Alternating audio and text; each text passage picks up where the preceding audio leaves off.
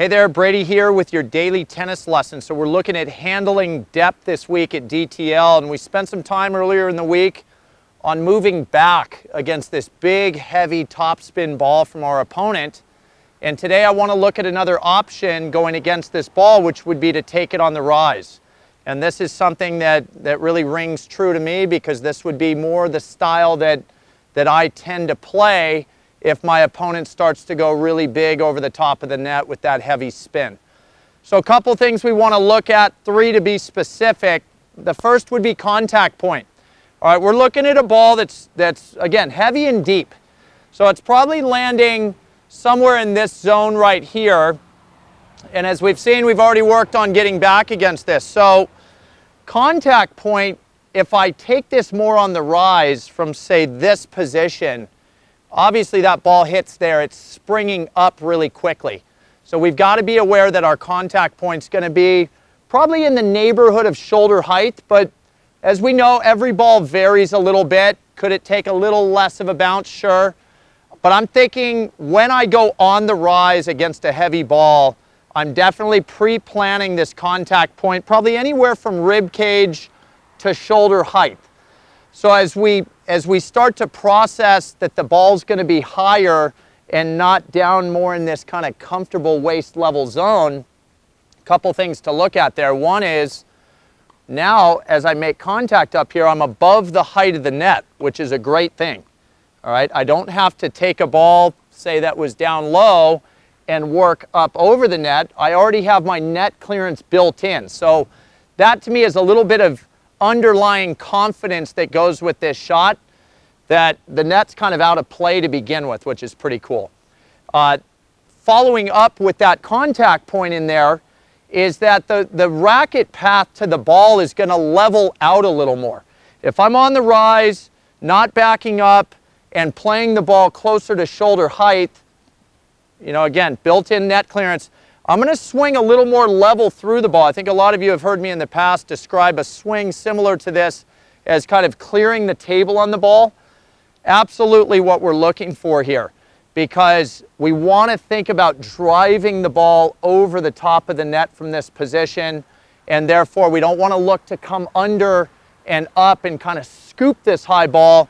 We want to clear the table and kind of drill right through the back of the ball. To go along with that, the third point would be that shot needs a lot of racket speed. And I know we discussed racket speed being very important back here. To me, it's as important, if not more important on this shot, because by stepping up and taking this on the rise, honestly, I'm trying to dictate the play to my opponent a little more. So if I step up, I get that nice contact point, shoulder high, clear the table, and just hit kind of an average so-so racket speed swing, you know, this shot's a little riskier than backing up. So now I'm playing kind of half safe, so to speak. I'm in a position to be aggressive and yet swinging a little bit pedestrian. So I would highly recommend making sure your racket speed is extremely quick for this shot. Couple bonuses, why to do this. Obviously, it saves me footwork. I don't have to back up, you know, 4, 5, 6 steps behind the baseline. I get to stay in closer to the line, saves me some road work. And then the fact that I'm not backing off the baseline, the other bonus by me staying in here and swinging from this position is it's less reaction time for my opponent to deal with my shot. I will absolutely sign off that this is a little riskier play.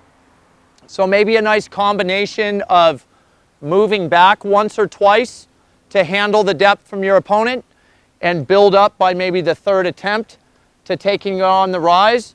But definitely start to employ this shot at some point in a rally where your opponent has significant height and depth, to see if you can start to take over the rally and dictate a little to their end. All right? So here we go. Let's take a look at a couple swings from this position. On the rise, handling depth.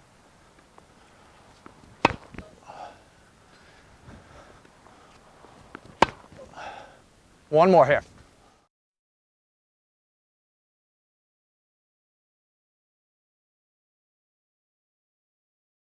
Yeah, just honestly pretty fun too, right? You just get to take those big cuts If getting used to that shot takes a little time for you, don't compound it by aiming to the sidelines. Aim to the middle of the court. Get used to the timing of the swing, the positioning of the swing, all that racket speed.